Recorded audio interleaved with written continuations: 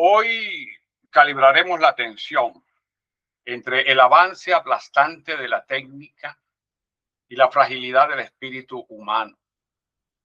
Escudriñaremos los sucedáneos políticos de la fe, el culto a los héroes, la crisis geopolítica global y el destino histórico de Venezuela en este cambio de época.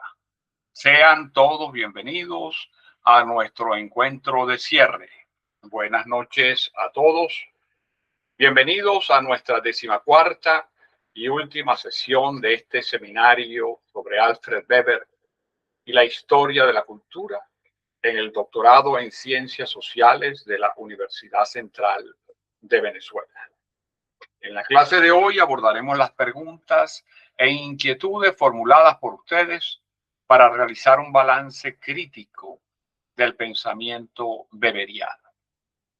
Analizaremos la permanente tensión entre el avance indetenible de la civilización técnico-científica y la fragilidad del movimiento cultural. Nos preguntaremos, en una época dominada por el algoritmo y la prisa, ¿dónde y cómo resguarda el ser humano su capacidad de crear sentido, símbolo y trascendencia? Sean todos bienvenidos a esta sesión de síntesis y debate. Hemos organizado sus interrogantes en 4 grandes capítulos teóricos. Capítulo 1. Epistemología de la historia de la cultura. Filosofía idealista y la dinámica de lo anímico espiritual. Esta organización responde a preguntas como distinción entre la visión teleológica del idealismo absoluto de Hegel, el idealismo subjetivo de Fichte y el objetivo de Schelling.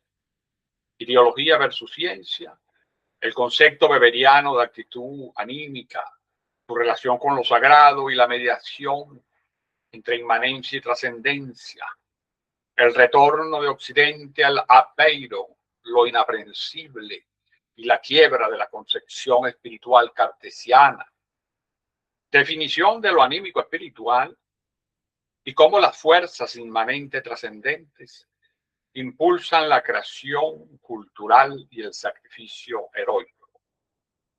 La noción de verdadero trascendentalismo en Weber y sus resonancias con Emerson y Thoreau.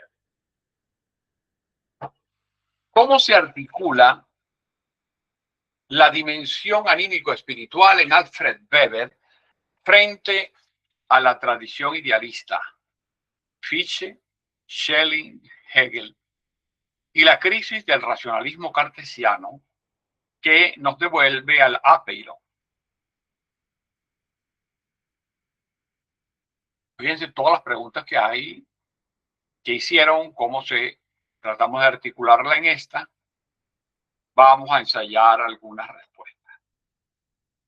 Para Alfred Weber, lo anímico espiritual no representa una simple entidad metafísica, ni una construcción puramente ideológica, sino la fuerza ontológica, espontánea e incalculable que motoriza el movimiento cultural, diferenciándolo rotundamente del proceso de civilización acumulativo y técnico y del proceso social, institucional y funcional. Es una primera respuesta porque hay más, en 4 líneas, pero bastante compleja. Porque aquí también vamos a decir algo adicional. Estamos hablando de Weber. Weber era sociólogo, un gran sociólogo. Y como gran sociólogo tiene una formación importante en filosofía. En filosofía. Cosa que a veces no se tiene en la solo carrera de sociología. A mí, yo cuando vi sociología, en mi querida escuela de sociología y antropología, veía teoría social. La teoría social es algo exclusivo de las ciencias sociales, es decir, que es básico, que es lo que explica de por qué en el siglo XX ya no había necesidad de crear una filosofía social, porque eso lo cubría la sociología. Lo que pasa es que esa teoría social es deudora también de la historia de la filosofía. Por eso, si no se estudia filosofía, se es sociólogo, pero no se ha estudiado filosofía como carrera o como de verdad bien formal, ahí se adolece de una capacidad de formular teoría.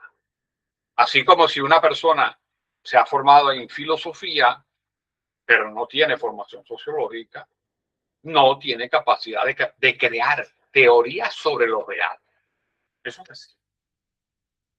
Por eso es que yo, después que terminé el doctorado en ciencias sociales, en el 99, que lo aprobé, ya en el 2001, estaba estudiando el pregrado de filosofía.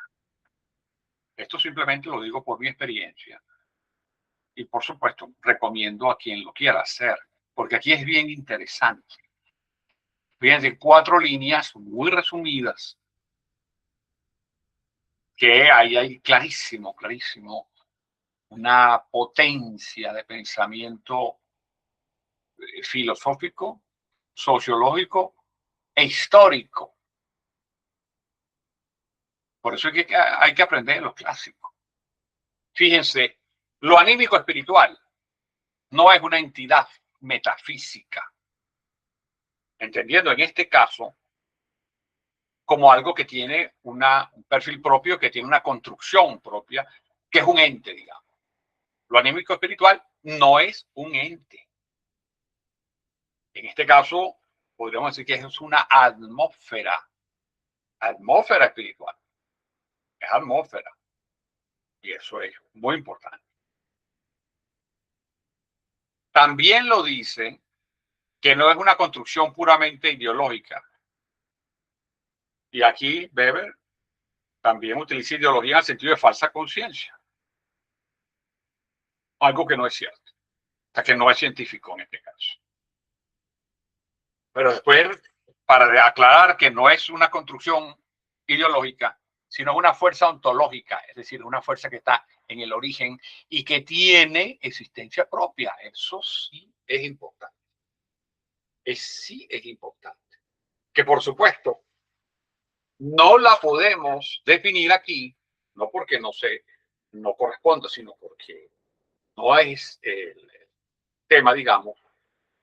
Eso pudiera definirse, la fuerza ontológica, ya se refiere a los orígenes y por supuesto, si se refiere a los orígenes de la existencia, se está refiriendo a una cosmología que no la discute, pero que está presente.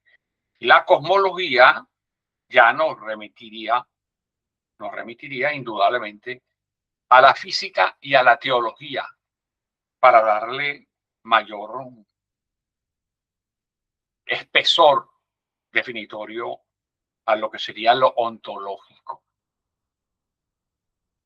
No lo podemos hacer ahorita, no es el tema, pero sí decirle que aquí se está requiriendo una comprensión física, pero también una comprensión teológica, porque estamos hablando de una fuerza ontológica, una fuerza del ente.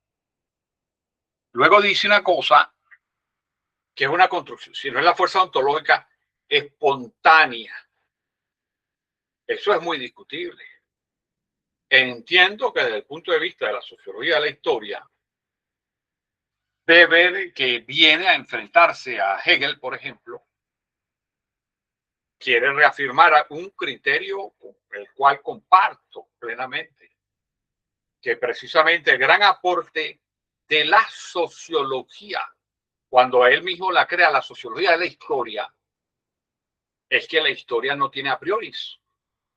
La historia se va desarrollando de acuerdo al libre albedrío de los hombres y de las sociedades. No hay una teleología de la historia tal como la estamos trabajando, la historia empírica.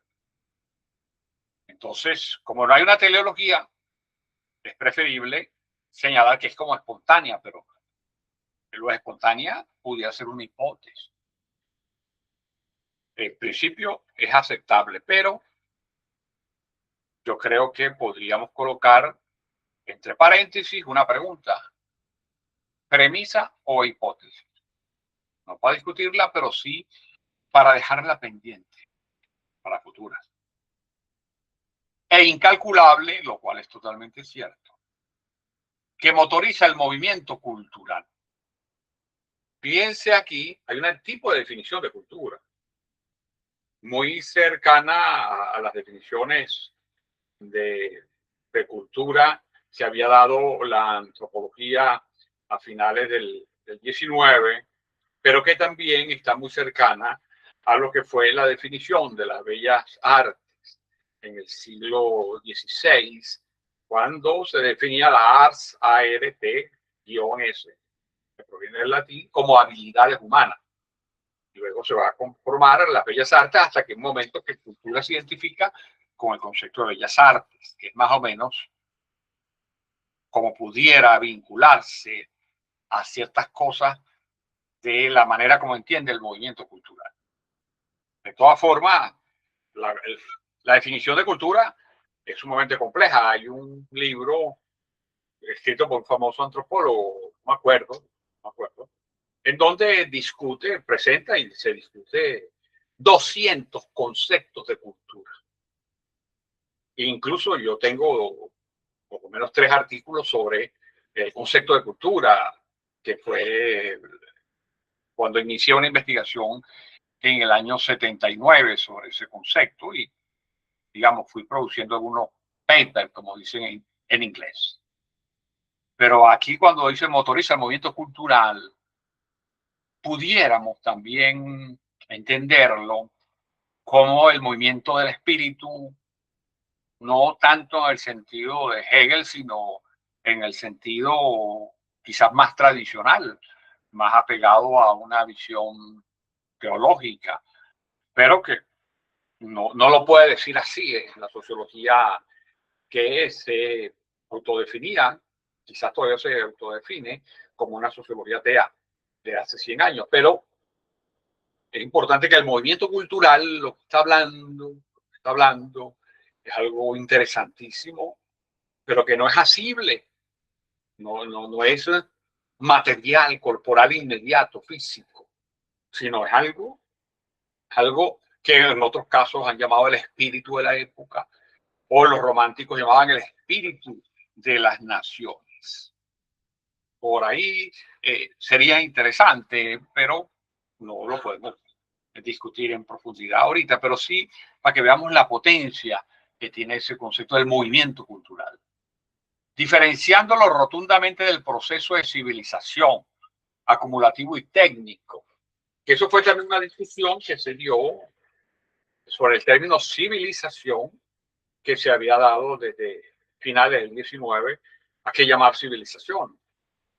Es decir, cuando uno habla, por ejemplo, este seminario es sobre historia de las civilizaciones, pero ya la civilización tiene una discusión previa, que era el concepto de civilización en la historia, el concepto de civilización en la antropología.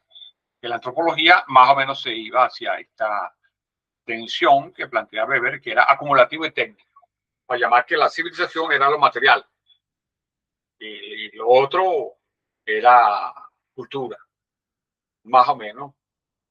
Por ahí va y creo que puede ser un concepto que lo manejamos como lo maneja Weber.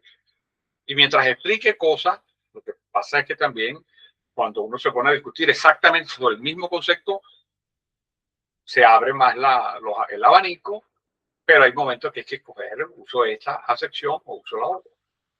Pero fíjense la diferencia, sobre todo porque a veces cuando nosotros, ¿cómo comienza algo a precisarse conceptualmente? Por analogía. Y al principio uno va definiendo algo por lo que no es. Hasta que se madura el conocimiento, entonces ya uno empieza a definir algo por lo que es. En este caso vamos a ir aproximándonos a lo que no es, para ir definiendo el otro. Cultura, ya sabemos entonces que no es lo acumulativo, lo técnico y lo material, porque eso es otro. Eso es el proceso de civilización. El proceso material de civilización sería, podríamos llamar, la infraestructura material, social. Claro, en aquella época podía más o menos asimilarse o entenderse que lo social tenía dimensiones sustanciales o sustanciosas o sustanciadas y no simplemente que tenía elementos analíticos provisionales. Entonces esto es importante, por lo analítico disgregamos el todo en partes para poderlo estudiar, pero sabemos que esas partes no están separadas, sino forman un todo. Claro, esas partes ya de lo que estamos hablando son aportes en el desarrollo de la teoría social y de la epistemología mucho más adelante del siglo XX. Es comprensible que Weber no lo haya tocado, pero simplemente sigue ayudándonos esto. Movimiento cultural diferenciado de lo acumulativo y material, que sería el proceso de civilización. Y el proceso social, que es lo institucional y funcional. Fíjense que el mismo concepto de institución,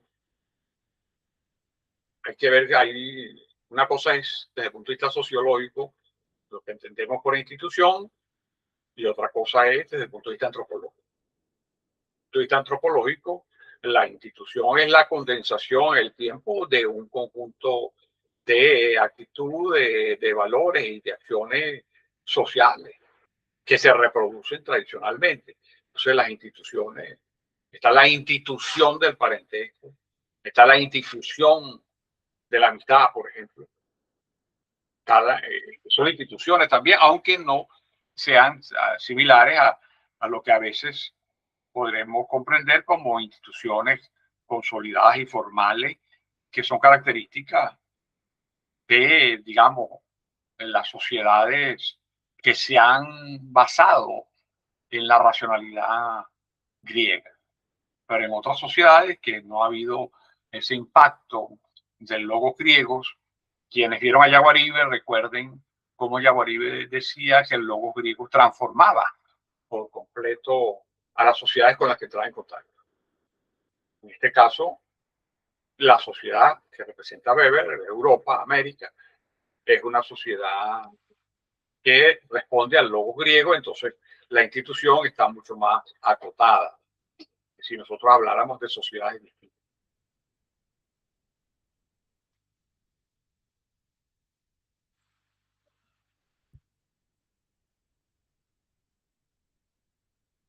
Mientras que el idealismo subjetivo de Fichte sitúa el fundamento en el yo constitutivo y el idealismo objetivo de Schelling busca la identidad entre naturaleza y espíritu, el idealismo absoluto de Hegel concibe la historia como la autorrealización teleológica y necesaria de la razón en el Estado. Es decir, es como la versión de Hegel, es la versión más acabada de la razón tal como la entiende Europa. Tal como la entiende Europa. Que además se ha transmitido en el mundo por una filosofía tan gigante, tan gigantesca como la de Hegel, que se ha adoptado incluso hasta fuera de Europa, creyendo que dice cosas de las otras realidades. No, y no es así. Es decir, pudiéramos decir que es una una de las versiones más acabadas del eurocentrismo. Por lo tanto, absolutamente ajena a lo que es la sociología de la historia. Porque la sociología de la historia, tal como la crea Alfred Weber y la hacemos nuestra, no es teleológica, ¿no? Porque la historia humana no puede ser teleológica. No puede ser teleológica porque obedece a la acción de los hombres. Y cuando se piensa que esa acción ya está teledirigida, digamos, ya está premeditada, ya eso obedece a otros signos distintos del conocimiento que no es la razón griega, que puede ser la visión del destino de las religiones griegas o la visión del fatum que deciden las estrellas en las religiones de las estrellas como la astrología o las visiones de las religiones ateas inmanentes como el marxismo que dice que no, nosotros marchamos hacia el comunismo, pero eso son visiones teleológicas y es bueno decir que toda visión teleológica es una visión religiosa. Y yo creo que aquí no puede haber una visión religiosa de la sociedad, por lo menos para hablar de las civilizaciones y mucho menos cuando vamos a hablar de historia de las civilizaciones. Una cosa es que la religión es la que le da sentido a cada sociedad y otra cosa es que es pensar que un pensamiento religioso es lo que dirige el mundo, digamos, hacia una teleología. Eso comparto con Hegel esa visión de estar contra la visión teleológica, que en este caso Hegel la circunscribe a una razón que es la razón en el Estado.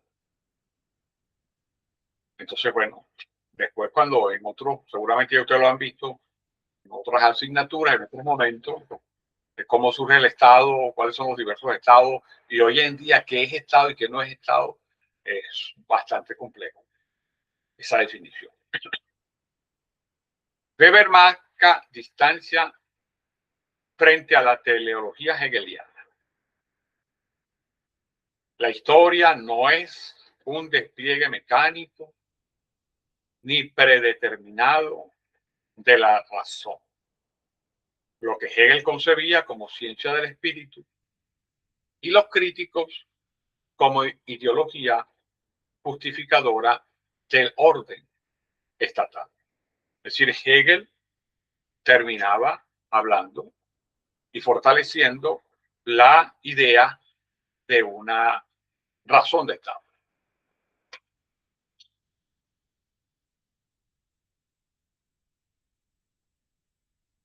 Yo creo que estoy intentando entrar. Bueno, aquí no aparece todavía. Entonces,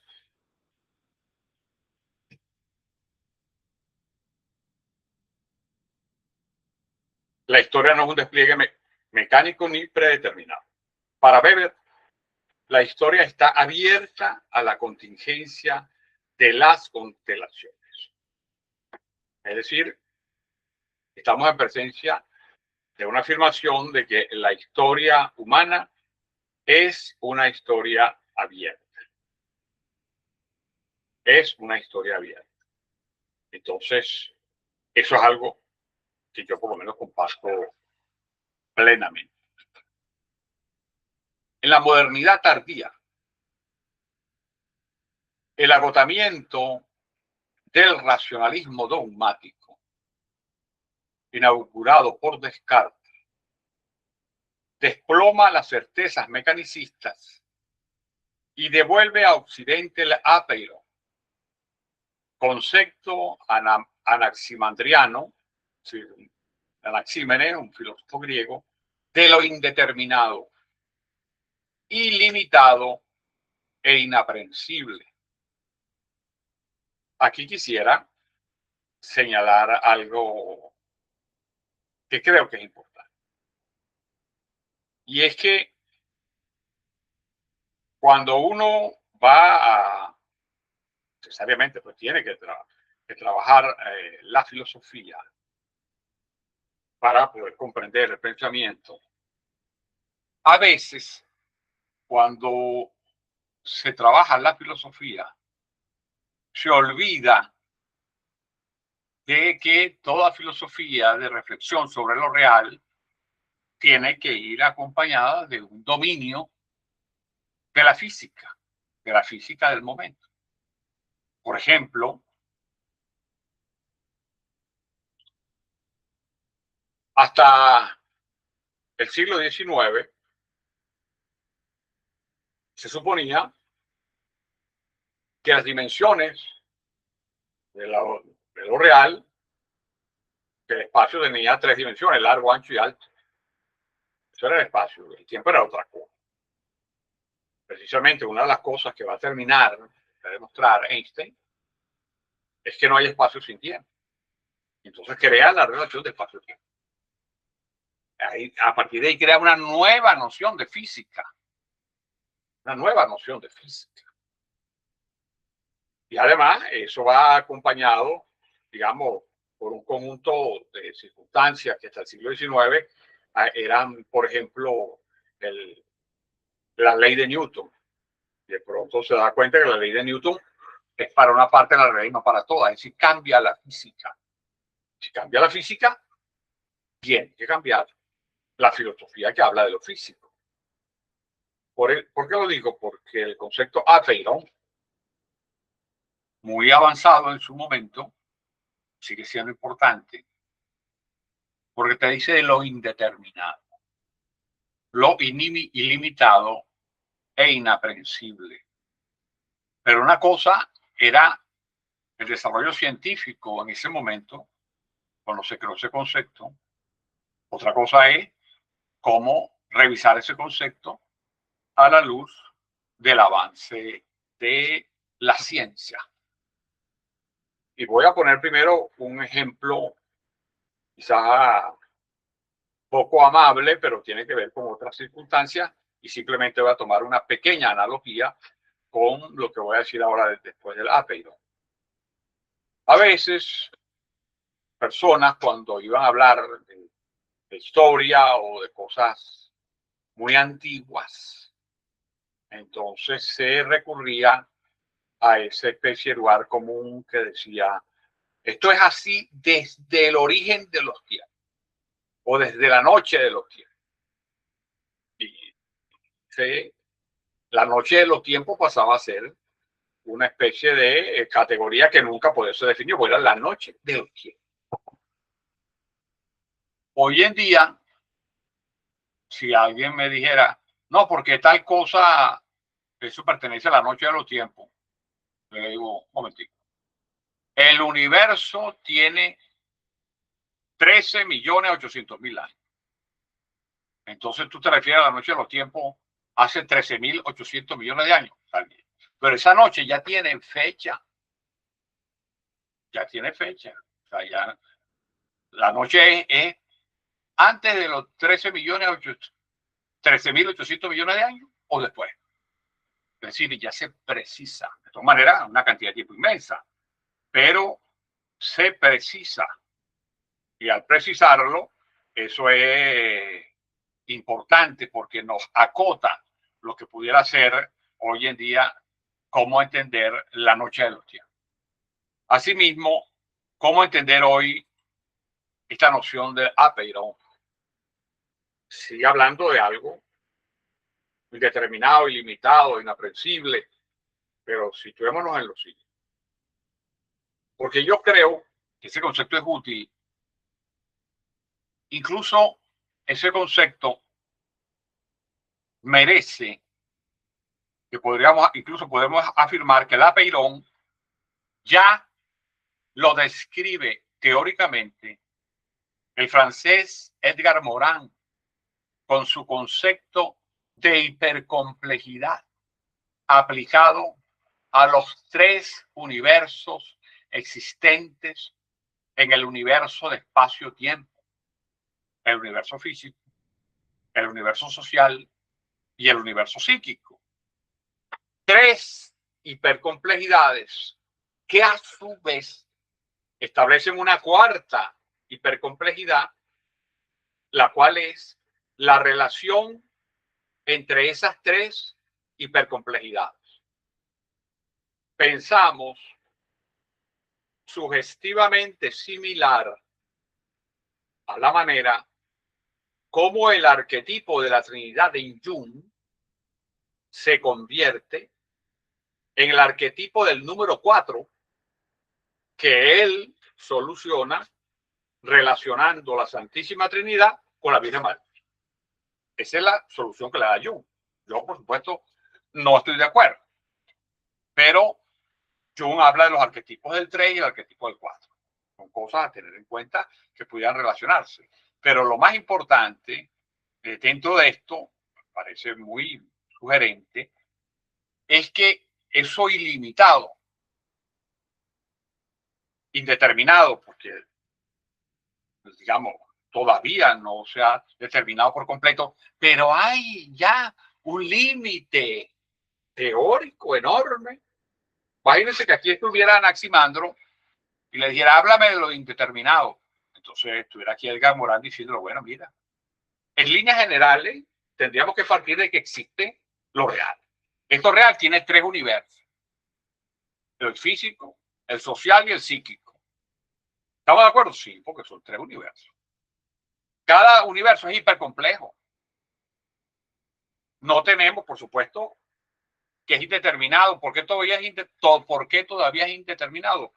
Porque no tenemos la teoría del todo de lo físico, no tenemos la teoría del todo de lo social y no tenemos la teoría del todo de lo psíquico. Pero además, no tenemos la teoría del todo de estos tres que forman la realidad. O sea, no hay la teoría de la realidad toda, porque la realidad tiene tres universos y ninguno de ellos todavía se ha logrado la visión del todo. Entonces, sigue siendo, por supuesto, indeterminado, porque, y sigue siendo, fíjense lo siguiente, con la palabra ilimitado. Ya hoy podemos decir, es cierto, es ilimitado. ¿Por qué? Porque se sabe que el universo se está moviendo. ¿Hacia dónde se está moviendo? Eso es precisamente la energía oscura que impulsa el universo, se está moviendo, pero no sabemos para dónde. Y no sabemos hasta dónde. Desde ese punto de vista sigue siendo ilimitado. Y también desde ese punto de vista sigue siendo inaprensible. Porque incluso Edgar Morán demuestra ahí cómo aprendemos todo eso si ni siquiera sabemos cuándo se va a parar esto. Es decir, ahí hay una relación interesante, complementaria, a mi modo de ver, entre la Peirón y el concepto de hipercomplejidad aplicado a los tres universos de Edgar Morán. Entonces eso es muy útil, porque permite precisamente decir por qué la visión cartesiana está ya caduca.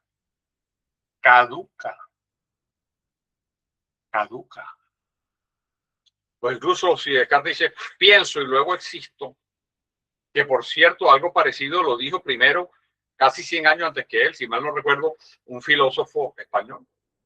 La cosa que incluso Descartes lo leyó, pero no lo citó. Como 100 años antes. Pero pienso y luego existo. Y entonces aquí, esa misma frase tú puedes decir, tú piensas. ¿Piensas con qué? Con la mente. ¿Y dónde está la mente? Tampoco sabes. Entonces tú existes sin saber dónde está. O por lo menos sin saber la razón de dónde está. Lo que te origina el pensamiento. Es decir, esa visión de un occidente con certezas mecanicistas es como esa afirmación que termina siendo más bien un mantra que una afirmación científica. Cuando todavía no, porque están en las ciencias duras y en ciencias duras no entran caries. Bueno, eso es más un deseo que realidad, porque las ciencias exactas no existen en ninguna parte como ciencia. Si no, pregúntale a la física cuántica. Que la física cuántica dice, no sabemos no sabemos si algo está en el punto A y se mueve, no sabemos a cuál punto se va a mover. No es como que de A voy a B y de B a C, no. Se mueve cuando es la física subatómica. Tienes algo en un punto A, después no sabe en cuál punto va a estar. ¿Por qué? Porque depende el observador, el que modifica el electrón, por ejemplo. El electrón está en un punto A y después se va a mover, depende de lo que tú como espectador te muevas. Entonces, la física cuántica, la física subatómica, reconoce que el sujeto humano influye sobre los electrones. Es decir, el sujeto humano influye sobre su propio objeto. Y bueno, entonces dice, ahora no hay nada exacto. Bueno, pero es que eso lo sabe las ciencias sociales desde finales del 19. Con toda la discusión que uno ve en la clase cuando inicia sociología, por ejemplo. ¿Cómo es la relación sujeto-objeto, etcétera? Ya eso está. Pero ahora lo vienen a sentir la física, por ejemplo, las ciencias llamadas exactas. Ya no hay ciencia exacta.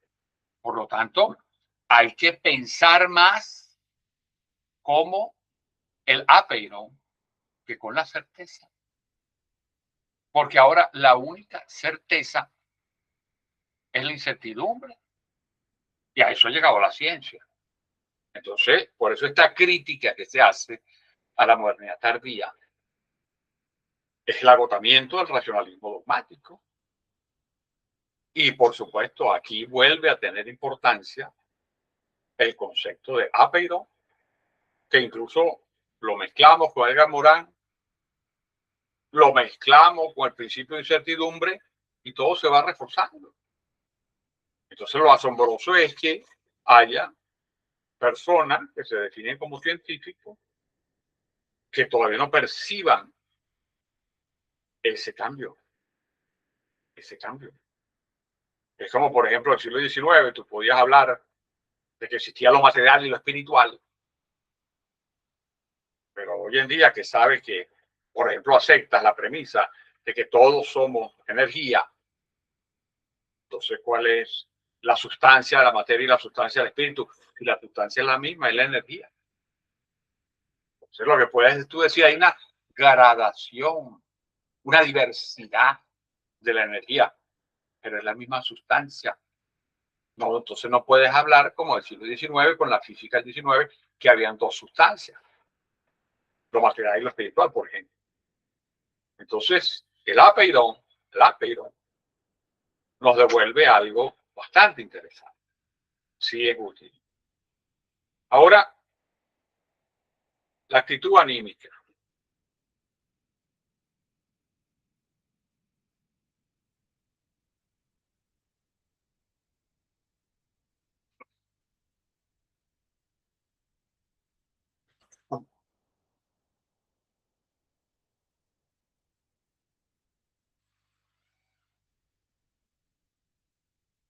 La actitud anímica es precisamente la postura existencial,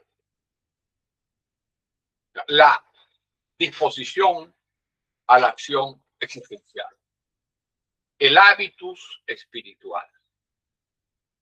Aquí, quienes han trabajado Bourdieu van a ver que el concepto de hábitos manejado por Bourdieu es sumamente vital para entender la sociología.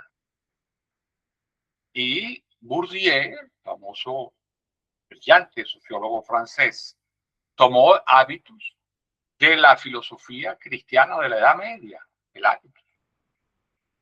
Eso es muy importante, el hábito, que uno pudiera asimilar dentro de la misma constelación teórica a la costumbre, pero aquí se habla de una disposición a actuar de determinada manera.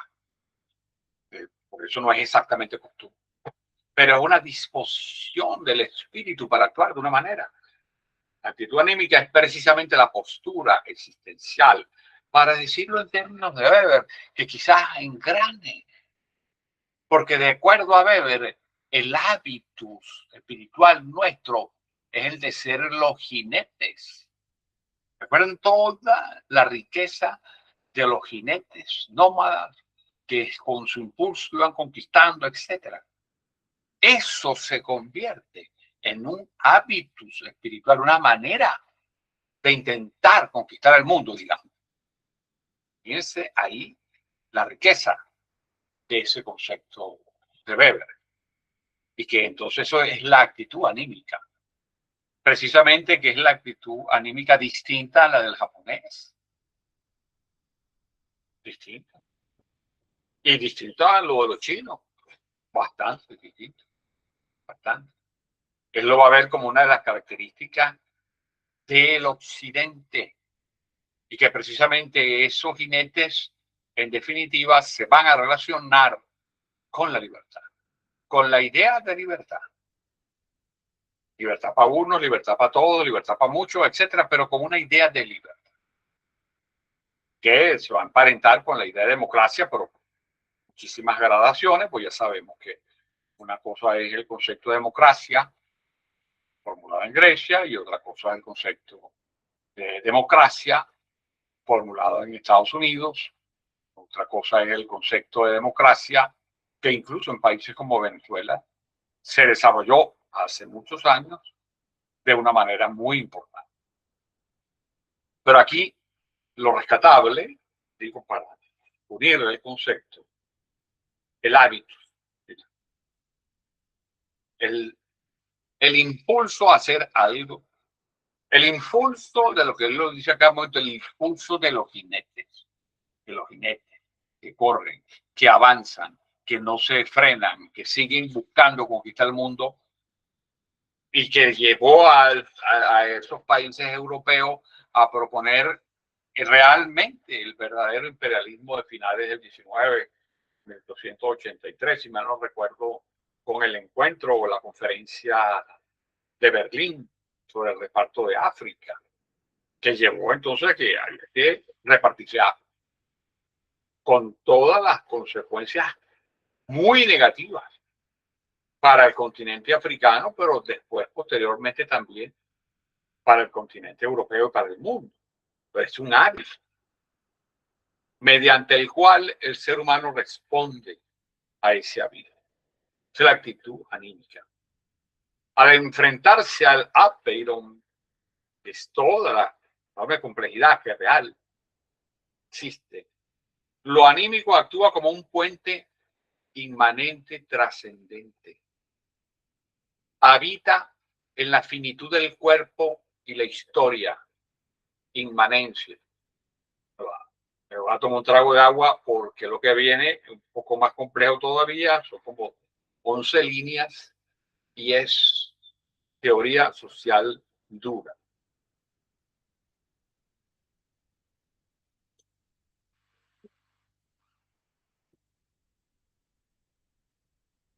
Lo leo completo y después lo vamos analizando por partes.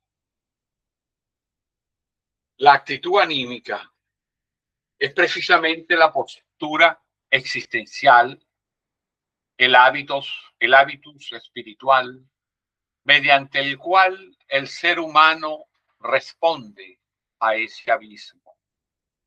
Al enfrentarse al apeiron, lo anímico actúa como un puente inmanente, trascendente. Habita en la finitud del cuerpo y la historia, en la inmanencia, pero se proyecta mediante la creación simbólica, el arte, la fe y el sacrificio heroico hacia lo incondicionado, trascendencia. Y recordemos que ese puente inmanente, trascendente, es precisamente la acción que permite religar los dos elementos que conforman la realidad. Es decir, permite la existencia de la religión, permite y necesita la presencia, la existencia de la religión. La actitud anímica es la disposición a la aceptación de la importancia del símbolo y por ende a la posibilidad de comprender toda la realidad. Aquí el trascendentalismo surge de una práctica humana en el mundo, no de la alejación o el rechazo al mundo.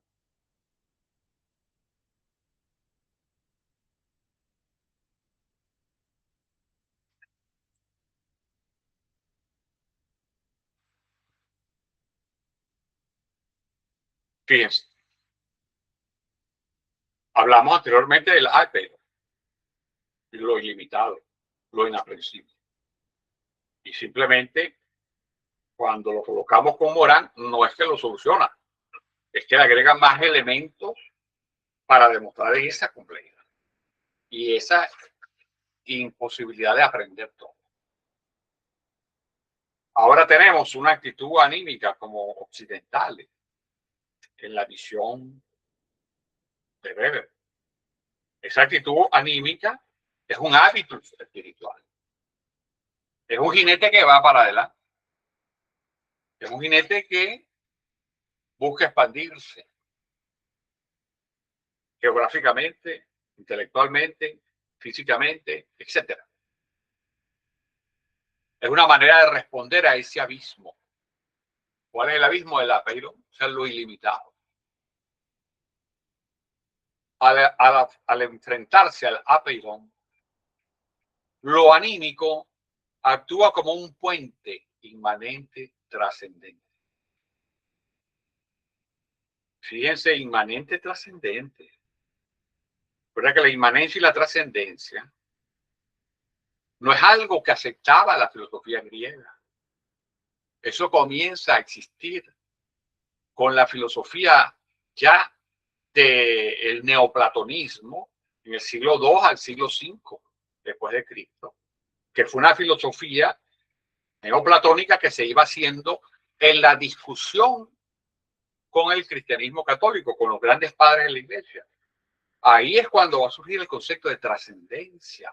Entonces, aquí estamos ya en presencia, cuando se habla de trascendencia, de una realidad otra. Claro, ¿quiénes? Y aquí hay, entre ustedes están tres personas, tres alumnos que también estudian la otra antropología de los sagrados. Se fijan cuando allá se habla del homo religioso, que es tomar conciencia del homo religioso. Tener conciencia de que somos homo religiosos significa tener conciencia de la existencia, de la inmanencia y de la trascendencia. Pero ¿qué sucede cuando se niega que somos homo religiosos? E incluso se piensa que Dios no existe, y se es ateo o se es absolutamente, digamos, agnóstico, general o indiferente. Ustedes que están viendo estos tres, a quienes me refiero, que han visto, que acaban de terminar el otro seminario de antropología de lo sagrado, comprenden lo que significa reconocerse como homo religioso. Y que el homo religioso acepta la existencia de la inmanencia y trascendencia y por lo tanto acepta la importancia del símbolo. Pero ahora veamos aquí. Aquí se plantea que lo anímico, la actitud anímica, actúa como un puente inmanente trascendente, pero para poder hacer ese puente, que es absolutamente necesario, tiene que reconocerse como homo religioso. Y si intenta pasar por ese puente sin reconocerse como homo religioso, aunque a lo mejor la propia práctica lo lleva, aunque no se reconozca, fíjense que esta relación de inmanente trascendente habita en la finitud del cuerpo y de la historia, es decir, es inmanente. O sea, esta relación, recuerdan cuando el concepto de hierofanía que el concepto de hierofanía era una manera de que viniendo del más allá, digamos, viniendo de lo otro, pudiera encarnarse en lo profano, en lo concreto, y seguir siendo una hierofanía. Es decir, la hierofanía es una manifestación de lo trascendente en lo inmanente. Ahí está un puente. Pero siempre tomando en cuenta que las representaciones y que las experiencias y que los resultados se dan en lo inmanente. No se dan en un sitio donde nadie sabe dónde se da. No, no. Es como vivir la existencia plena del homo religioso. Entonces, esta relación inmanente trascendente, vamos a decir religiosa, como el símbolo que lo vimos con los africanos, habita en la finitud del cuerpo y la historia, por supuesto. Claro que habita aquí en la historia. Recordemos cuando aquel estudiante se desmayó y tuvieron la mamá que pasar 3 veces por encima de él. Lo estamos viviendo en el cuerpo y en su historia. Algo de la relación de lo inmanente con lo trascendente. Ahora, esa relación se proyecta mediante la creación simbólica, lo que vimos en el otro curso y clarísimo con los africanos, que es la creación simbólica, es el arte, es la fe y es el sacrificio heroico hacia lo incondicionado, es decir, la trascendencia. Y aquí viene algo, aunque no lo hemos visto aquí, pero es materia de muchísimas otras personas que trabajan estas cosas, incluso en literatura, que es el concepto de héroe. El concepto de héroe es muy importante, porque el héroe se sacrifica por los demás, porque así accede a una trascendencia. Y el concepto de héroe lo vemos, por ejemplo, cuando uno ve la historia de cómo se definían los caciques en las tribus en Venezuela. El cacique tenía que ser el mejor, tenía que ser el más valiente, el más fuerte, el más abnegado, el que más estaba dispuesto a darse por la comunidad. Por eso es que es una afrenta rebajar el papel del cacique. El cacique es un héroe, es un héroe. Y fíjense eso como ese concepto de héroe, de ser capaz de dar todo por el otro, que a lo mejor teológicamente para uno es fácil decirlo porque, digamos, Cristo decía, quiere el prójimo como a ti mismo. Entonces, ahí está un concepto de héroe muy claro, digamos, para ejemplificarlo más, pero claro, ya desde mi fe. Pero ese concepto de héroe capaz de sacrificarse sigue existiendo en algunas partes. Por ejemplo, en esa afirmación que dice que el capitán de un barco es el último que se baja del barco, que el barco se está hundiendo y el capitán no se baja hasta que no baje todo el mundo. Aquí hay un concepto de héroe, de capaz de sacrificarse. Porque además las personas, que eso no es caudillismo, las personas ven un héroe, ven las virtudes mayores que tiene su colectividad. Eso es un héroe. Incluso como una parte importantísima dentro de lo que es nuestra historia indígena, en la famosa investigación que realizó Carmen Elena Párez, si mal no recuerdo es así, que la publicó el CENDE, los 3 tomos, Catúa con K, que significa Caribe, Tupi, y Guaraní, es decir, cuando los indígenas guaraníes, que son de Paraguay, comenzaron para vivir su religión, que su religión le decía, migra, migra, migra, busca la tierra sin mal. Ese era el gran impulso de ellos. Y entonces ellos salen de Paraguay, van por el río Paraná, y luego van a entrar al Amazonas, etcétera. Llegan a Brasil. En Brasil, ¿cómo van a ser llamados? Los Tupi. Tupi Guaraní, es la misma. Tupi Guaraní. Pero siguen diciendo hay que seguir avanzando porque hay que buscar la tierra sin mal y termina en el Amazonas y ya no hay más río. por dónde seguir, porque eran grandes navegantes. Entonces dicen, pero hay que seguir. Ahora, pero ¿cómo seguimos si ya no hay río? Porque está a finales de Brasil. Les digo, ¿cómo hacemos? Entonces van a escoger, dice, hay que seguir. Ahora, ¿quiénes van a seguir? Los héroes nuestros. Si los más abnegados, los más sacrificados, lo que puede a veces encarnar el concepto Señor. Ajá, ¿y cómo se dice Señor en tupi guaraní? Cari, K-A-R-I-B, Caribe. Entonces van a escoger a los mejores de los hombres, de las mujeres, que ellos tenían los Carib, y van a seguir avanzando. Y se supone que van a llegar a Venezuela, entrando a Venezuela al siglo V después de Cristo. Esos son los Caribes, esos son los señores, esos son los héroes de los tupi guaraní. Es decir, ahí hay una concepción de héroe, que es a lo que se refiere aquí el sacrificio heroico. Porque cuando tú te sacrificas, con una idea, por eso es que la gente, si hay un desastre en una sociedad, la gente quiere que los primeros que estén en el desastre sean sus jefes de gobierno. Si no lo están, no son héroes, no son imitables, son aborrecibles.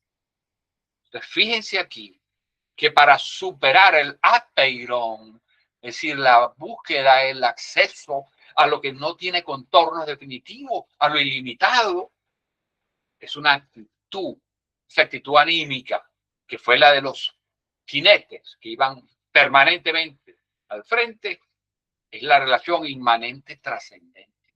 En última instancia es una religión, consciente o no, es una religión. Y por eso entonces viene el arte, porque el arte es una gracia en el sentido que es gratuito. Decir que este arte es para tal cosa, este arte.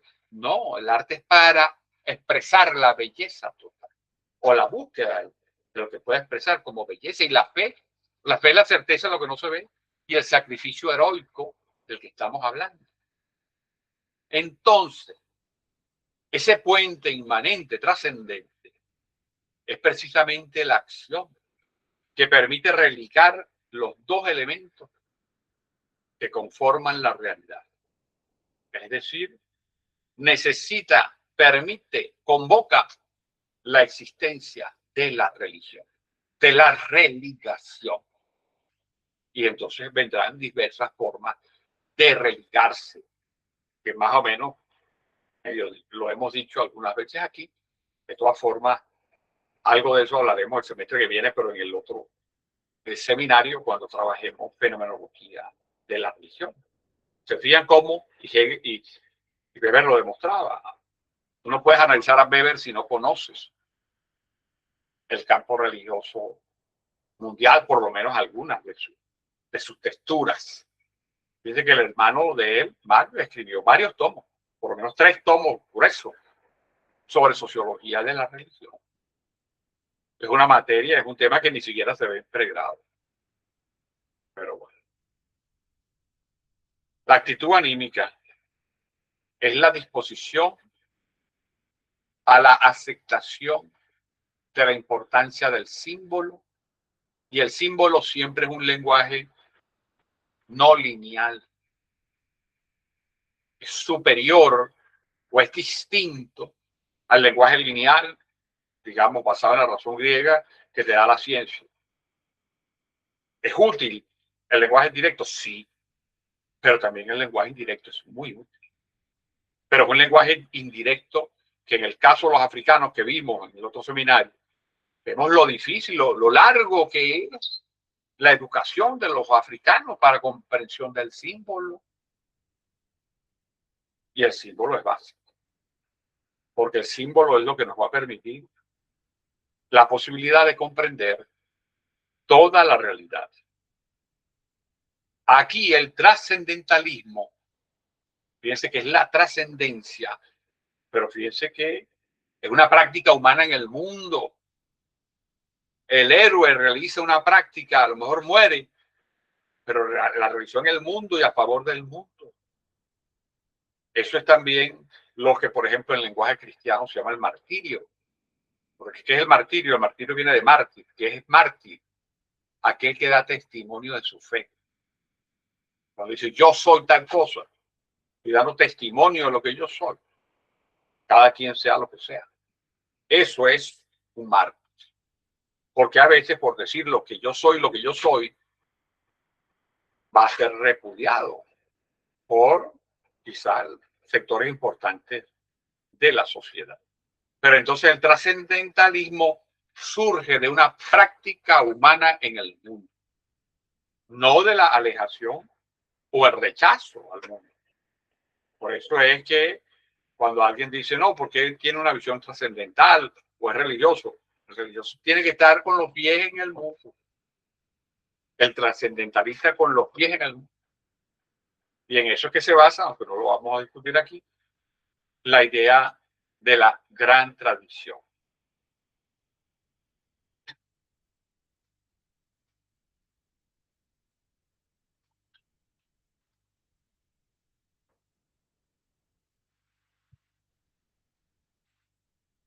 Es un trascendentalismo que en sintonía con el romanticismo de Emerson, Vittorio, reivindica la intuición profunda, la libertad interior y la luminosidad frente al reduccionismo positivo. ¿Se acuerdan cómo Weber hablaba mal, reducía la importancia, hasta lo catalogaba de inferior al pensamiento romántico? Porque no era racional, en la racionalidad instrumental que Weber hacía suya, creyendo que eso lo conducía a la búsqueda en definitiva de lo que siempre estaba buscando, la libertad. Y no fue así. No fue así. Porque precisamente la posibilidad de superar el apeiron, o por lo menos convivir con el apeiron, es el trascendentalismo. Y ese trascendentalismo coincidía más con la visión romántica que con la visión positivista, que es el absoluto opuesto. Vamos al capítulo 2.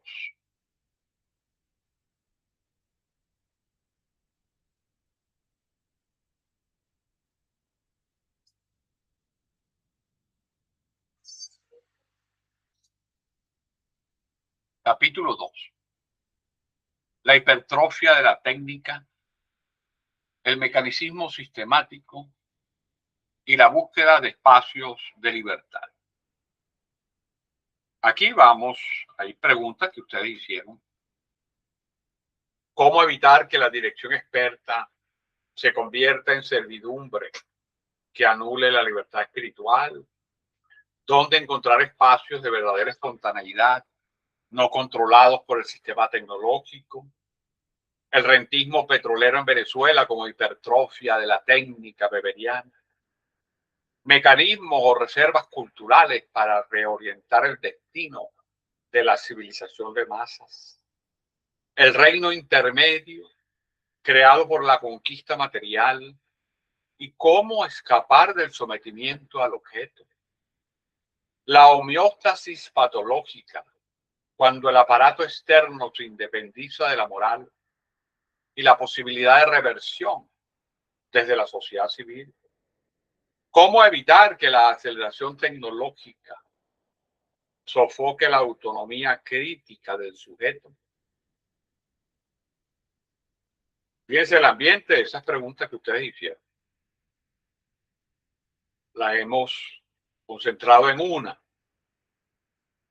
Ante el surgimiento de un reino intermedio tecnológico y mecanicista que absolutiza la gestión experta e independiza el aparato externo de la moral, ¿dónde residen las reservas de libertad y espontaneidad del ser humano?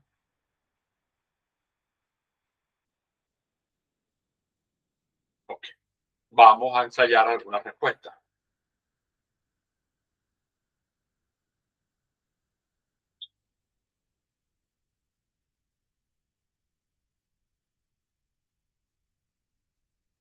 Alfred Weber advierte que el ser humano, en su afán por dominar el mundo material, mediante el proceso de civilización, ha erigido un reino intermedio, un hiperaparato técnico, burocrático e instrumental, que se ha independizado de la voluntad ética y espiritual de sus creadores.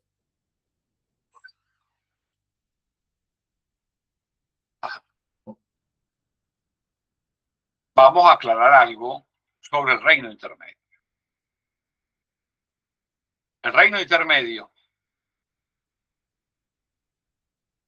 antropológicamente, puede definirse como el proceso de humanización de la naturaleza. ¿Qué es lo que va a diferenciar al género humano de los otros animales? Es su capacidad de crear herramientas. Es decir, poder disponer de mayor influencia sobre el medio natural a partir de la creación de las herramientas. Y eso es debido a una característica biológica. El ser humano es el animal más débil del mundo. Débil. No tienes cómo derrotar a un león, a un tigre, a un leopardo, a un lobo, tú solo, sin armas. No puedes. No lo puedes derrotar. No puedes correr más que un conejo, más que un caballo, etc. No puedes. No puedes nadar más que ni siquiera los mamíferos que están en el agua. No puedes. Entonces, ¿cómo haces para sobrevivir y para ir creando sociedades con mayor composición demográfica? Has tenido que crear herramientas. Al crear herramientas estás humanizando lo natural con algo que se desprende de ti, que es la inteligencia, y que se materializa en algo distinto.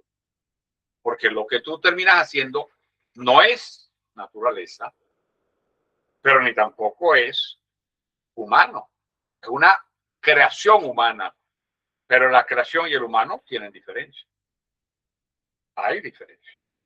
Incluso si nosotros utilizáramos el símil para comparar en la visión cristiana católica, cuando dice Dios nos creó a imagen y semejanza. Entonces, Dios nos crea, nosotros como criatura tenemos algo de Dios, tenemos la sustancia de Dios. Entonces tú puedes decir que hay evidentemente una relación de sustancia. Pero cuando tú creas una fábrica, esa fábrica no tiene tu sustancia. La fábrica es otra cosa. Que ha sido creada por ti, sí, pero no hay una identidad sustancial entre el creador y lo creado, como si lo hay, por ejemplo, en el caso de un Dios creador y su criatura, en el caso cristiano, judío o musulmán.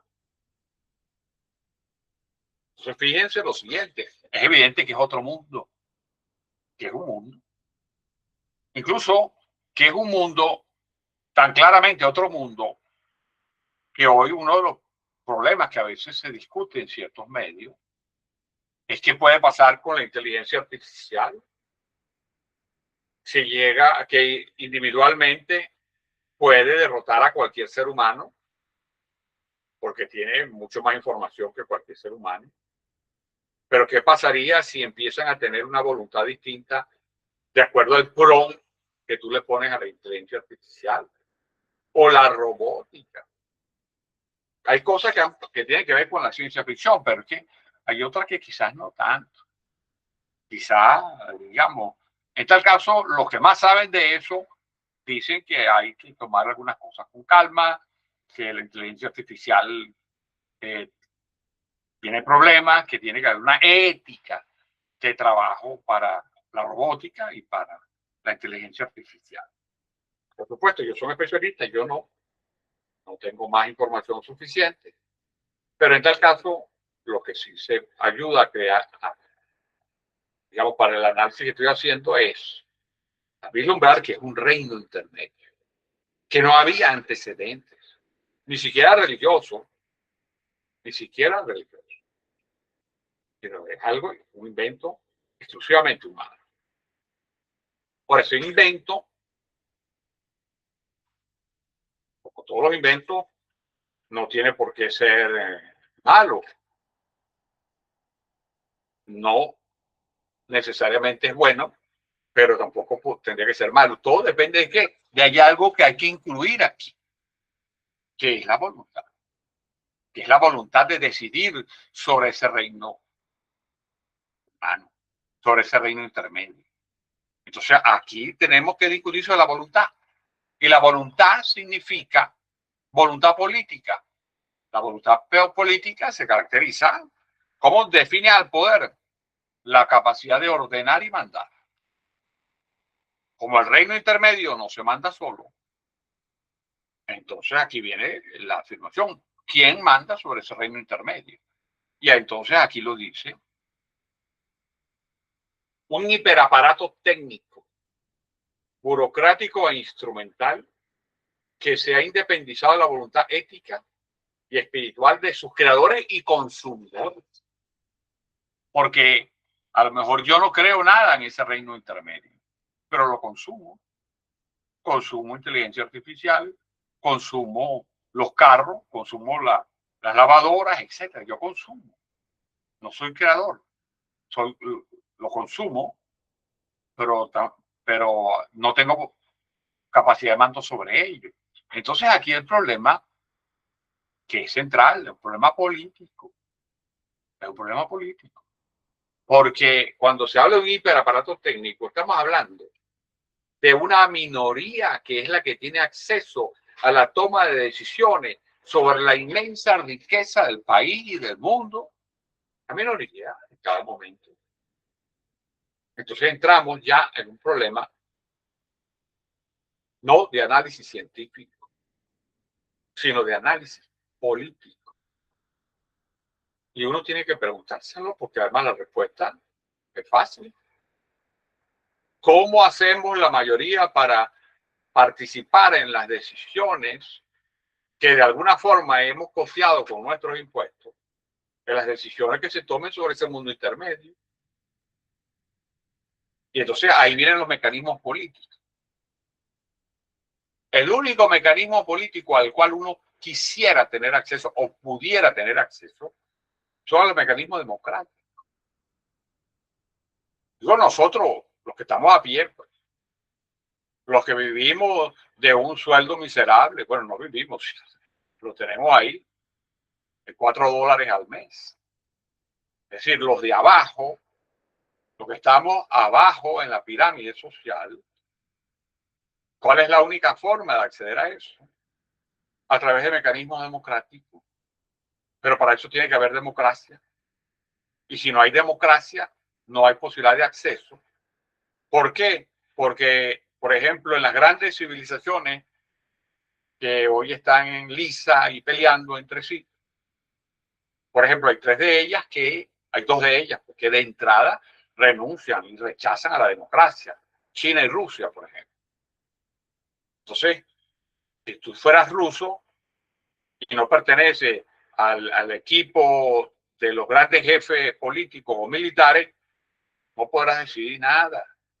Y en China, si no eres de los chinos Han, pero además del buró más alto del partido político chino, tampoco. O sea, aquí hay una pregunta muy clara. ¿Cómo hacemos la mayoría que a lo mejor no tenemos nada que ver con la creación de esos instrumentos, pero los consumimos y los sufrimos? ¿Cómo hacemos para incorporarnos ahí en la toma de decisiones, en la democracia? Como decía Gonzalo Barrio, la democracia es el peor sistema del mundo si uno excluye a todos los demás. Eso es lo que hay. Y ya es una pregunta no filosófica, digo, o no especialmente filosófica, sino es política. porque ese aparato técnico burocrático es un grupo de personas que ha sido no electa la mayoría de las veces, sino cooptada, no electa. Entonces ahí viene el problema de las luchas, de la lucha política, de la lucha técnica, por supuesto. Eso es lo único, porque ese hiperaparato técnico, a lo mejor, desde el punto de vista técnico, tiene que tener esas condiciones. Pero es que los técnicos no pueden decidir solamente sobre la sociedad basado en un supuesto razonamiento técnico. Un momentico.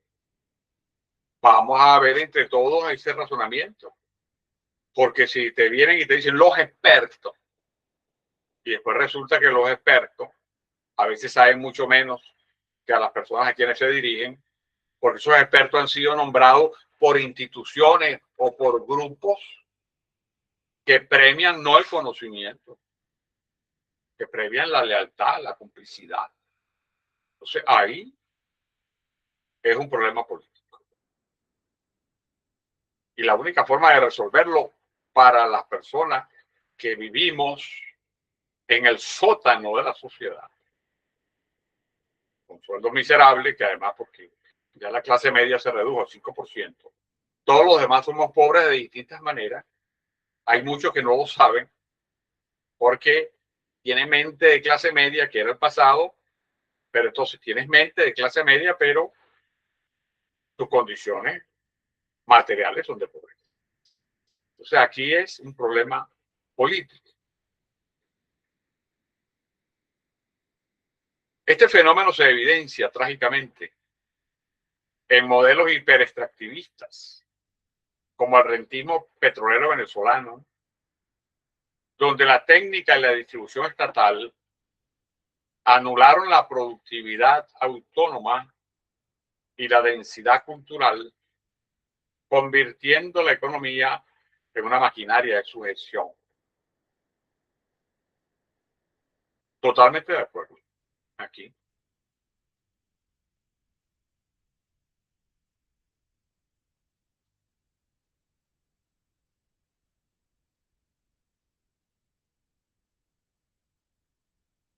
Y fíjense la maquinaria de sujeción, que además lo vienen diciendo claramente por la Agenda 2030. Dicen como uno de sus eslogans, apoyando el salario mínimo vital o el salario mínimo universal. Es decir, ¿cuánto necesitas tú para no morirte de hambre? Bueno, no que vas a hacer con una cosa y vas a seguir, no, no. Lo mínimo.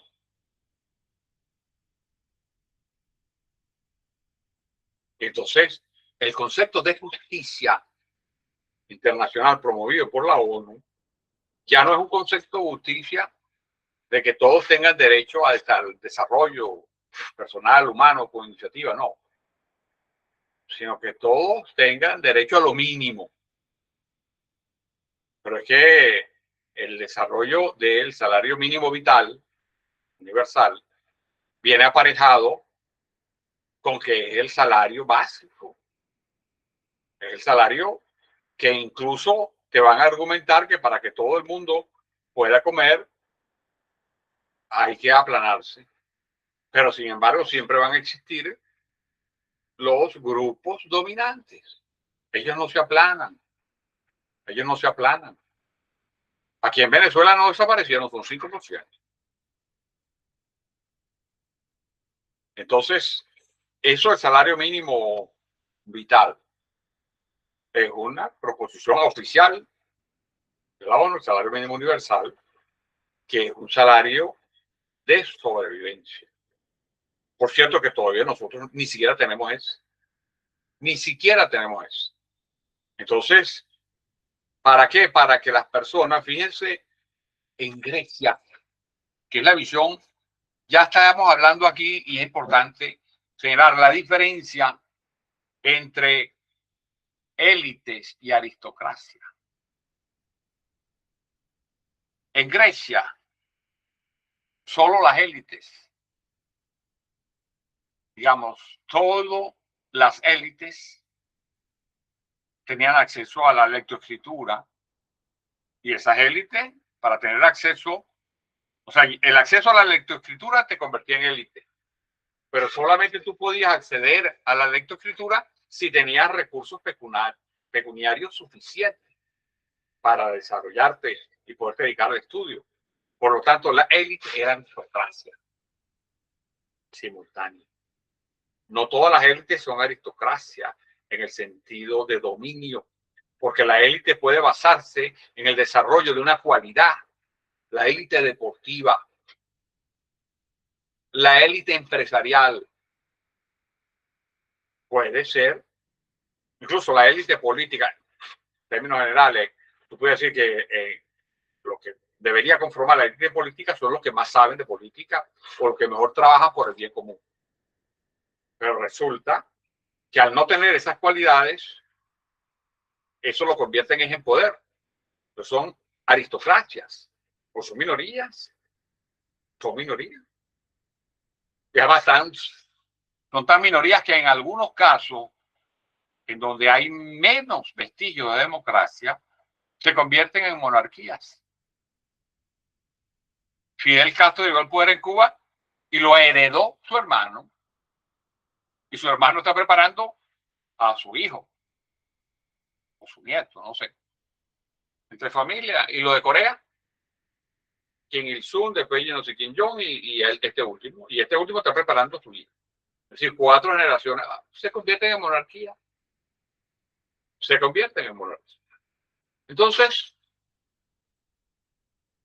hay que tener en cuenta que esa maquinaria de sucesión es fuerte, es compleja y se desarrolla hoy en día con mucho consenso mundial, con mucho consenso mundial. Porque, por ejemplo, en China son 1.400 millones. La gente habla del gran mercado chino, la clase media china. No, son como 250 millones la clase media en China. Posible que sí. Pero eso significa que hay 1.150 millones. 1.150 millones que no son clase media y por lo tanto son pobres. Pobres. Imagínense. Puede tener el 20%, suponiendo que eso sea a escala quizás 18%, de clase media y el otro pobre. Y así funcionan. ¿Por qué? Porque esa maquinaria económica de sujeción, una de las cosas que hace es que trata de expulsarte del mercado como consumidor, ya no solo como trabajador. Es decir, no solamente que haya desempleo, sino que ya sea insignificante tu participación en el mercado de consumo, por lo menos del consumo del primer nivel. Porque seguramente algunos de ustedes sabrán, y quizás otros no, de que aquí en Venezuela hay por lo menos, antes, no sea de 3 años para acá, pero había por lo menos 3 mercados para los bienes. Cuando tú compras una lavadora nueva, cuando la vendías había un segundo mercado y después esa misma que ya había pasado por los niveles, podía ser todavía vendida a un tercer nivel, quizás hoy más abajo. Por ejemplo, hay sitios, y yo he visto las ofertas, en ciertos negocios, por lo menos así lo había hace 4 años, lo vi en Petare y en la Candelaria, de lugares donde se vendía por lo menos en ese momento, televisores en blanco y negro. ¿Cómo es eso? ¿Quién compra eso? Hay sectores que no tienen televisores y su primer objetivo es comprarse un televisor blanco y negro. Blanco y negro, por ejemplo. Y hoy en día, donde los los bienes de primera mano, o sea, lo que tú vas a comprar nuevo, pues están tan caros, tú vas a, ya no sé cuántos estratos hay de mercado. Para bienes, o sea, para bienes usados. Bastante. En ropa también se da. Entonces, fíjense que esa maquinaria de sujeción es fuerte. Está en pleno movimiento, tiene apoyo mundial, porque la ONU plantea salario mínimo universal. China no tiene problema, Rusia no tiene problema. La India tampoco, porque allá se dan otro tipo de fenómenos económicos parecidos en cuanto a las élites, pero allá funciona mucho también con la diáspora. Y como los hindúes son incluso más que los chinos, tienen procesos y tienen visiones. Eso que se llama el elan vital, que es aquí lo que Weber está llamando la parte anímica. Es muy distinta, muy distinta. Entonces, bueno, ya algo lo analizamos en su momento cuando se discutió la India y todo, pero son esos procesos diferentes que en tal caso apoyan esta afirmación sobre el rentismo petrolero venezolano. Pero además, hay que decirlo, si no hubiese petróleo sería peor, sería peor.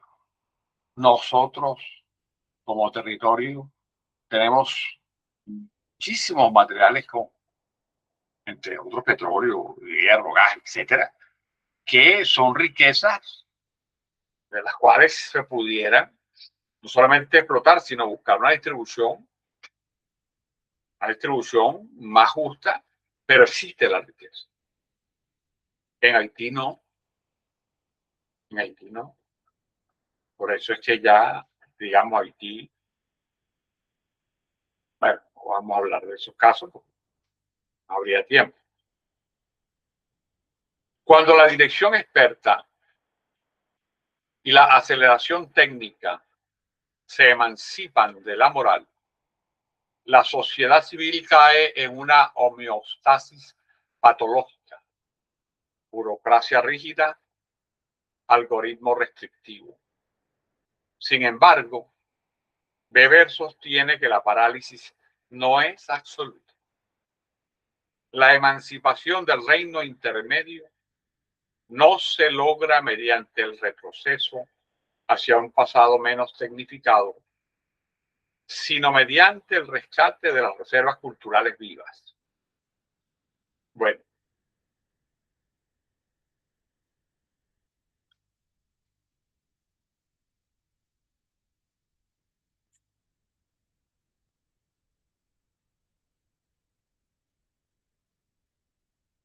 ahora vamos a hablar de esas reservas culturales vivas.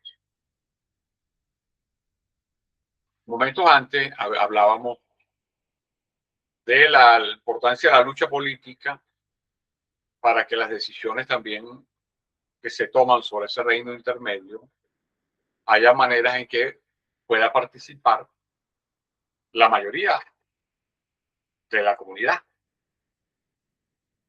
Eso es un problema, digamos, hay político importante. Ahora aquí vamos a hablar, cuando se habla de esas reservas culturales vivas, que son importantes, es que también se está hablando de la necesidad del cambio personal, el cambio personal. Hay una máxima que uno tiene que hacer la suya, si no la ha hecho, es que uno estudia y mientras estudia uno va cambiando, porque el conocimiento cambia. Pero ya eso implica que ya no es una contemplación abstracta como si fuera un deleite personal el aprender, sino aprender a hacer. Aprender para ser que más ser, para ser más ser, para ser más persona. Eso implica un cambio de conducta. Y entonces cada quien puede preguntarse, Lo que yo estoy estudiando en este seminario, en otros cursos que tienen, la maestría, cualquiera de las maestrías que estén cursando, en sus doctorados, cualquiera que estén cursando, todo eso, ese conocimiento los está cambiando, los está llamando a un cambio. Eso cada quien lo responderá. Porque aquí se trata, en este concepto, el cambio cultural, que también debe ser un cambio cultural personal. Porque incluso si nosotros aspiramos a ser intelectuales, no solamente técnicos, no solamente funcionarios intelectuales, en el sentido como lo hemos definido antes, cuando hablábamos de la definición de la diferencia entre técnico, diletante e intelectual. E incluso para rescatar el concepto de intelectual orgánico que decía Gramsci, un intelectual comprometido con la suerte de la comunidad suya.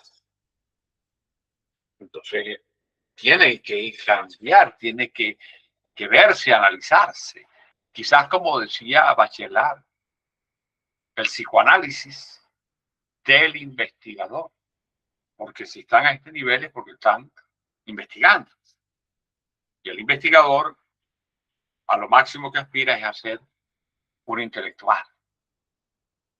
Y cuando se es intelectual, a lo máximo que aspira es a ser un teórico, pero reivindicando la capacidad teórica que es la capacidad de nombrar lo real. Incluso nombrar cosas que todavía no han sido nombradas. Porque descubres en lo real, esa es la parte teórica máxima a la cual se pueda aspirar. Pero eso implica cambios, pero cambios tuyos también, para enfrentarte a la posibilidad de lograr eso. Entonces, por ejemplo, la recuperación del tiempo contemplativo, resistir a la tiranía de la inmediatez y la velocidad técnica mediante la suspensión del consumo compulsivo. Es decir, ahí es una de las reservas culturales que pudiéramos tomar. La tiranía de la inmediatez. Es decir, para hablarlo en términos académicos, cuando nos pregunten, ¿estás al día? ¿Has leído lo último que escribió fulano? ¿O lo último que salió en tal revista? Entonces, estar al día pasa después que uno domina los clásicos del área. Y entonces uno aprende después que maneja los clásicos a darte cuenta que un artículo que te escribe en el 2025 tiene una visión de las élites que ya había descrito Pareto hace más de 100 años. Ah, pero como no había estudiado Pareto, no sabía el concepto de élite, por ejemplo. Si no manejas los clásicos, esa actualización es superficial. Es decir, la inmediatez. La velocidad técnica. El consumo compulsivo de cosas, es distinta. Consumo compulsivo, supuestamente ideas novedosas. Consumo compulsivo de bienes materiales cuando puedes comprártelo. Es decir, es algo, recordemos la importancia que jugó en la independencia de la India del imperialismo británico, la rueca que propuso Gandhi para que los propios indios se hiciesen su ropa y de esa manera dejaran de comprarle ropa manufacturada en Inglaterra. Y fue un golpe económico. Y por eso es la rueca que está en la imagen de la bandera de la India. Luego, la espontaneidad no cuantificable. El arte puro, la vivencia, la amistad, la entrega comunitaria, la praxis mística y el pensamiento libre son rincones que la lógica algorítmica y burocrática no puede predecir ni empaquetar por completo. Por supuesto, para alguna persona de los que estamos aquí en este momento, el hecho de ser practicante de alguna religión ayuda muchísimo. Cada quien de acuerdo a su gusto, a sus intereses. Pero ya eso te da otro cuerpo. Porque ¿dónde vas a desarrollar tu concepto de comunidad? En muchas áreas, de pronto en tu asociación de vecinos, o en tu grupo musical, o en tu grupo deportivo. Evidentemente que hay cosas. Pero lo que es la praxis mística y la capacidad de entender la relación entre lo inmanente y lo trascendente es una práctica religiosa. Para los que la hacen, sería una de las formas.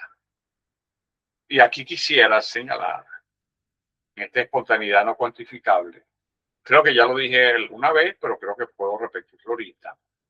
Y es que uno de los ítems que se usaba, por lo menos hasta hace 10 años, yo lo conocí, no sé ahora, para cuantificar el grado de desarrollo humano de una sociedad, era el número de horas anuales que le dedicaba a un país, o sea, la comunidad de un país, al trabajo voluntario y gratuito. Ahí hay una expresión de humanidad. Así como nosotros vimos con el desastre del terremoto en La Guaira, que personas comenzaron a trabajar gratuitamente para ayudar como fuese, es un ejercicio de humanidad. Y ese ejercicio de humanidad te llena, evidentemente, porque te ayuda a darle sentido a tu vida, porque comprendes que hay otros que están en peores condiciones que tú. Y eso aumenta tu conocimiento de lo real. Luego está la revinculación ético-cultural. Exigir que la técnica sea nuevamente un medio subordinado al desarrollo del espíritu y a la dignidad humana y no un fin ontológico autosuficiente. Es decir, hay que tener una posición crítica, analítica crítica al desarrollo tecnológico. Porque cuando te dicen, no, porque estamos desarrollando un robot para que haga las tareas domésticas, tú puedes decir inicialmente, oye, qué bueno, hasta que tú dices, ¿cuánto cuesta? ¿Cuánto va a costar? Porque resulta que no hay la idea de llenar de robots todos los hogares del mundo, como se llenó la lavadora o se llenó la nevera. No, eran cosas distintas. Porque cuando tú hiciste la masificación de la venta de neveras y de lavadoras y de cocinas grandes de gas o eléctrica, es porque al gran capitalismo, a las grandes industrias, le interesaba aligerar las tareas del hogar para que pudieras dedicarte más a labores fabriles afuera del hogar. Hoy en día eso no existe. No existe ese interés. Porque la fábrica cada vez necesita menos mano de obra. E incluso cada vez hay más posibilidades de trabajar en tu casa gran parte de tu tiempo laboral. Y a destajo, además. Entonces, cuando te hablan de crear un robot para que te limpie la casa, etcétera, es un grupo chiquitico. Pero resulta que para ese grupo chiquitico, un gobierno de un país puede invertir miles de millones para decir, estamos a la vanguardia. ¿La vanguardia de quién y para quién? Porque a lo mejor la gente no necesita, además la mayoría de la gente no va a tener acceso a ese robot, pero la mayoría de la gente sí quiere tener acceso a agua todos los días, a electricidad todos los días, a internet todos los días. Por lo tanto, los recursos deberían ir hacia allá. Ah, que por eso no te dan el premio por innovación, no te importa. Lo que te tienes que buscar es el premio de mejorar la calidad de vida de tu comunidad, de tu país. Por ejemplo, eso hay que aumentar la capacidad crítica. Luego, también, punto 4, estos son simplemente 5 sugerencias, que es la cuarta. Aumento de la presencia e importancia diversificada de la producción en las diversas escalas micro, mediana, grande y gigante. Porque ¿cuál ha sido el problema? Que aquí nosotros tenemos una cadena, porque es una cadena mundial la economía, que hay micro, hay mediana, hay grande y hay gigante. Pero resulta que los países desarrollados, se encargan de tener las 4 escalas.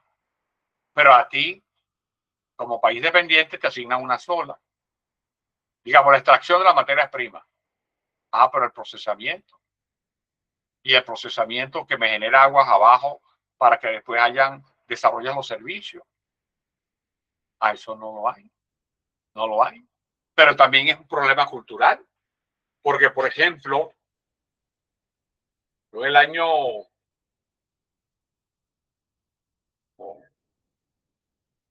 14,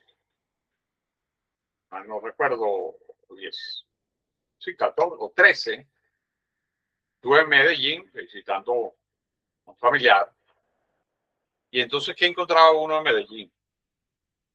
Que cada cuadra había, como antes en Caracas, entonces tú tenías un sitio donde reparaban camisas, te la podían coser, poner los botones, etcétera. Otro sitio para reparar una licuadora, lavadora, etcétera.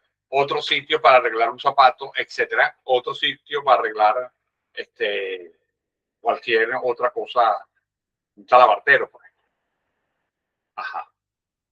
Todo eso hoy ha desaparecido porque has abogado, por lo menos de manera importante. Tú tienes que buscar que las comunidades también tengan servicios que permitan el reciclaje, permitan la refacción de cosas y no que te obliguen que entonces tienes un pantalón y el cierre se te echa a perder y no consigues dónde comprar el cierre o no te es fácil. Hay que hacer un esfuerzo muy grande, porque tienes que ir, si tú vives en un sitio, tienes que ir muy lejos a un único sitio donde venden ese tipo de cosas, porque no tienes acceso a lo que se llamaría a la reparación de lo del consumo inmediato. Sucede como en algunas grandes ciudades de los Estados Unidos, que una computadora se te echa a perder la memoria, suponiendo, y la gente prefiere botarla para comprar otra. Porque a veces te dan un crédito y al final sacan una cuenta y dicen que eso es más barato. Sin embargo, hay personas que tratan de recuperar esas cosas. Pero aquí, entonces, ¿cómo trabajar en las 4 escalas? Pues yo, por ejemplo, cuando hice mi tesis de trabajo final de sociólogo, fue sobre la pequeña y mediana industria en Venezuela. Mi tutor fue Edgardo Lander. Entonces ahí era como tú veías que en la pequeña y mediana industria la persona tiene acceso a todo el circuito de producción, no a una parte nada más. Entonces eso es valioso. Y cuando ves que grandes compañías japonesas, como incluso la Toyota, una parte de su producción muy importante la hacen los pequeños talleres familiares, porque eso te consolida la identidad local, te consolida la siembra local de los recursos que adquieres, digamos, de tu ahorro, lo puedas invertir en tu localidad más cercana y fortalece las comunidades.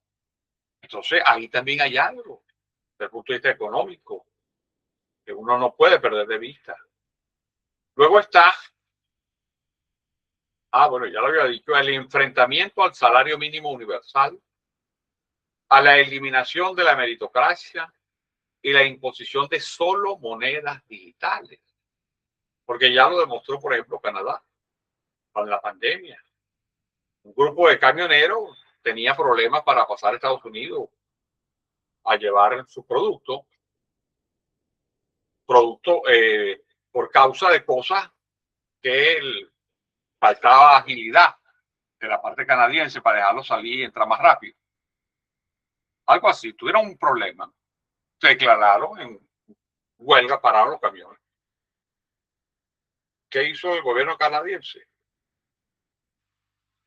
Lo decían, va a ver, o sea, no se hagan modos, que empezaban a tomarle fotos a las placas Con la placa del camión sabían quién era el dueño del camión, etcétera. Entonces le dieron una orden a los bancos y le prohibieron usar sus propias cuentas, cuentas directas, cuentas de corriente, cuentas de ahorro. Se las congelaron al banco, se las cerraron. El gobierno. Es un gobierno que te elimina a ti, porque tú estás en huelga, te elimina tu cuenta. Tú dices, va al banco y le dice, prohibido que este señor saque $0.50. Y las personas quedan en pleno invierno, quedan sin real.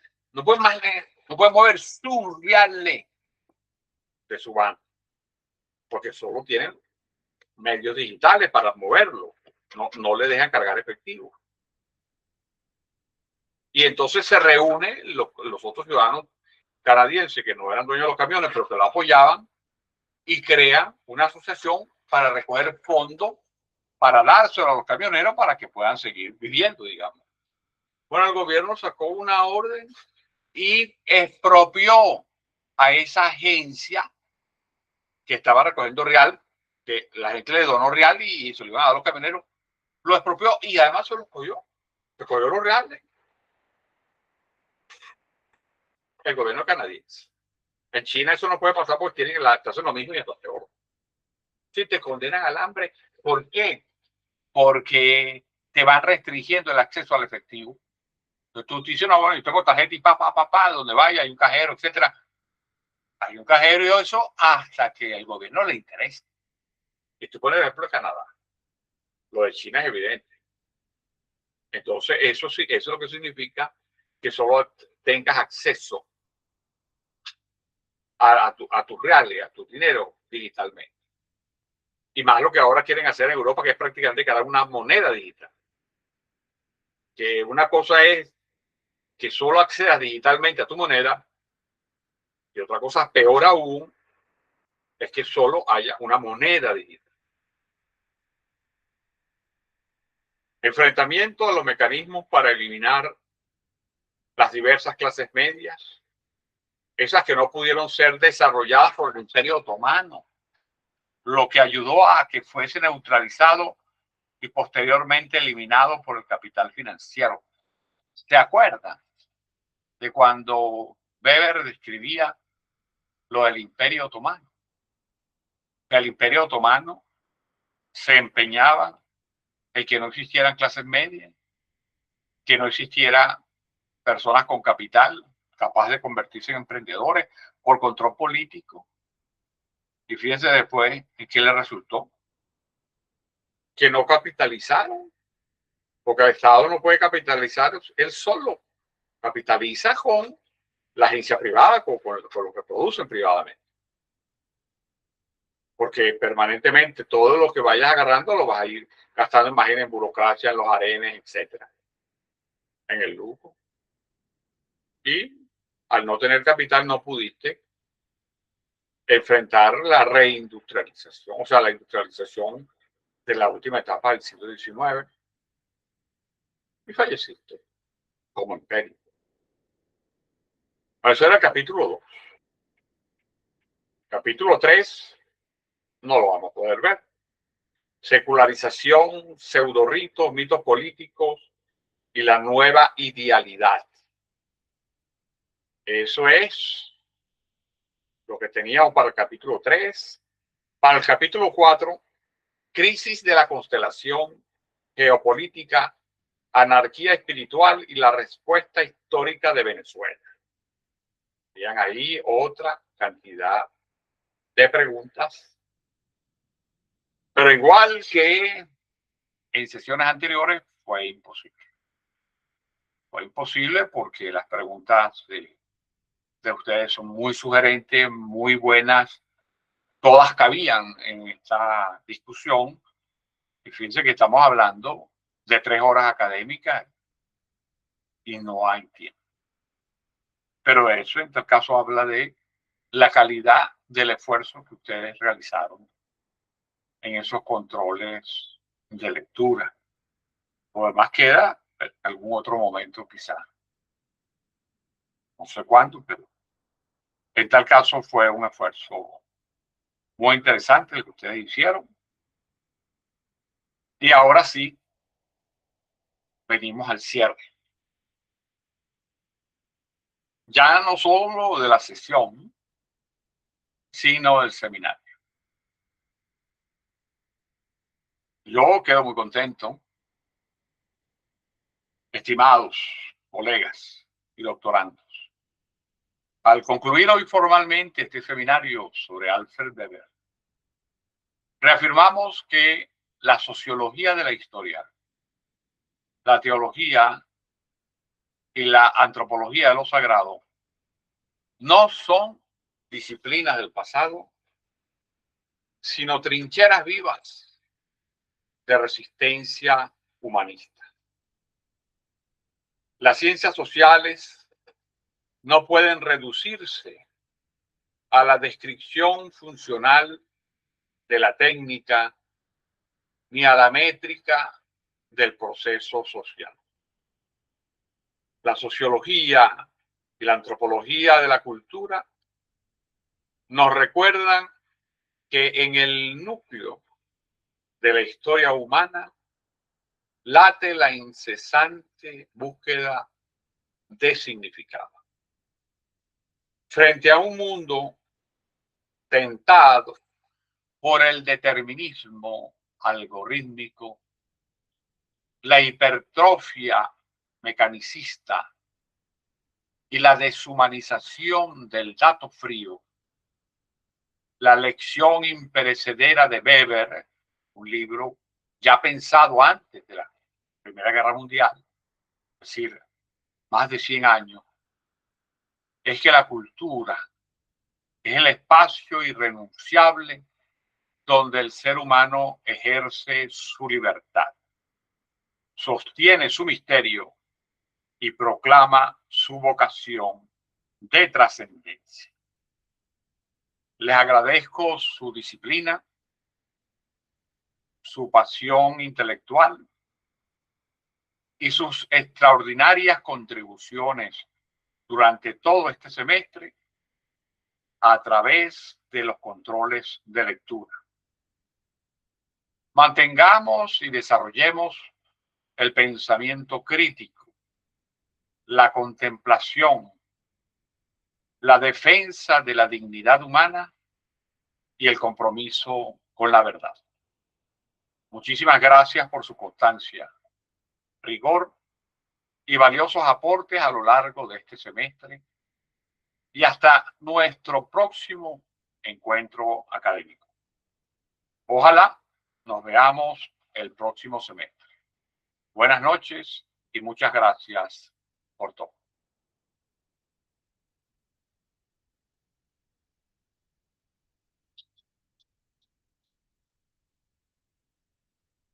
Gracias.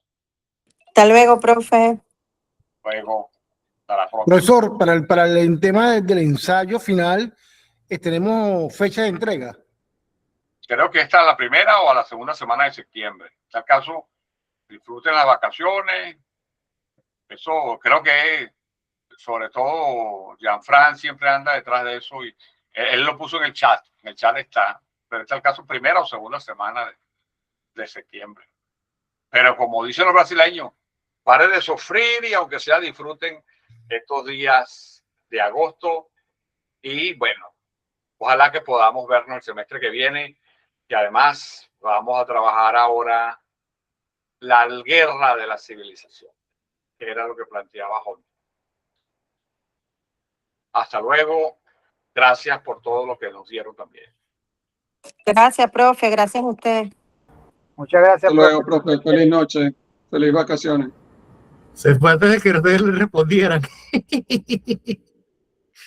Feliz noche para todos. Gracias, profesor. Gracias.